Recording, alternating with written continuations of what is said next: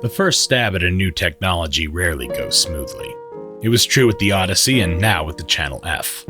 But now that Fairchild had broken the seal on home consoles that could play multiple games, Bushnell knew it was only a matter of time until more systems flooded the market. Atari had to make a cartridge-based console if they wanted to stay relevant, but developing such a machine would cost tens of millions of dollars, maybe more. Atari simply did not have that kind of money. Therefore, in 1976, Nolan Bushnell made the heartbreaking decision to put his company up for sale, and in October of that year, Atari was purchased by media giant Warner Communications for $28 million, the modern equivalent of $145 million.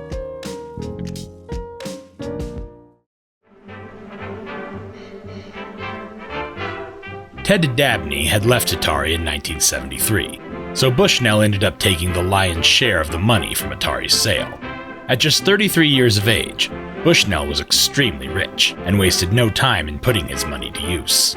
He purchased a 67-foot yacht called Charlie, in which he won a race from Los Angeles to Hawaii. He also bought a new house, the Folger Estate, a palatial mansion in Woodside, California, that had once been home to coffee magnate J.A. Folger. The best part of waking up is Folgers in your cup. In 1977, he teamed up with Ted Dabney once again to found a new company, Pizza Time Theater, which would later be developed into the restaurant chain Chuck E. Cheese.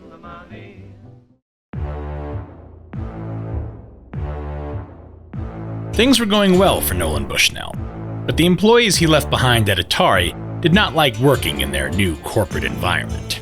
Under Bushnell, Atari had been a loose, freewheeling place, where employees showed up to work in jeans and t-shirts, where no one cared if you had tattoos or long hair, where office hookups were common and marijuana was tolerated, where beer-fueled office parties and creative retreats were a regular occurrence.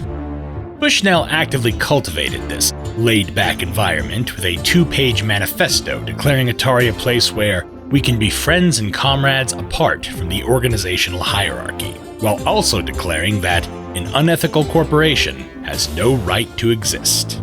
This was at a time when most technology companies required employees to wear ties and name tags.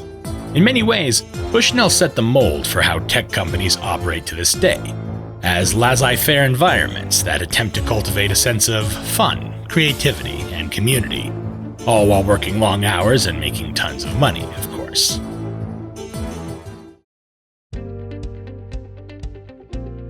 It was quite common to have people working through the night, said Dave Shepard, an Atari employee.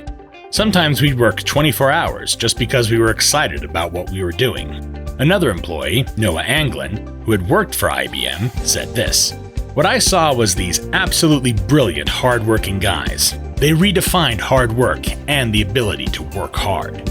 Bushnell's leadership style paid off. Atari was the world leader in video games when Warner Communications purchased it in 1976. And just as Bushnell had predicted, the development of a cartridge-based home console was their top priority.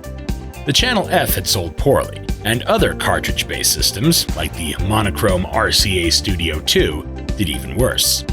This gave Atari hope that they could remain the market leader. Other companies might be able to develop the hardware, but only Atari had experience in making quality games. Development of what would become the Atari 2600 started in 1975, under Bushnell. Now that Warner was in charge, the tens of millions of dollars needed to finish the product came in, as well as the capital necessary to set up large-scale manufacturing of both consoles and cartridges. Warner's investment paid off, and the Atari 2600 was ready for market in September of 1977. As with the Odyssey, it was expensive, costing the modern equivalent of around $900, but it came with color, and sound, and scorekeeping, and single-player games, good single-player games, such as Breakout, which had been developed by 2 young Atari employees named Steve Jobs and Steve Wozniak. And Atari was releasing more games for the system all the time. During the 1977 Christmas season, Atari sold around 350,000 2600s, about as many as the original Odyssey had sold during its entire run. This number was actually lower than expected, as fewer devices than planned had been manufactured due to supply issues. Atari overcompensated the next year, manufacturing 800,000 units but only selling 500,000 of them. Even so, the Atari 2600 was now the best-selling game console ever made, and by a significant margin. Things only got better over the next few years. In 1979, 1 million consoles were sold. In 1980, 2 million. In 1981, 6 million. In 1982, 10 million Atari 2600s were purchased, and that was just within the United States. All told, Atari sold around 30 million 2600s before finally discontinuing the system in 1992. Within 3 years, Atari had gone from generating around $75 million a year in sales to over $2 billion. To this day, Atari stands as the fastest growing company in American history.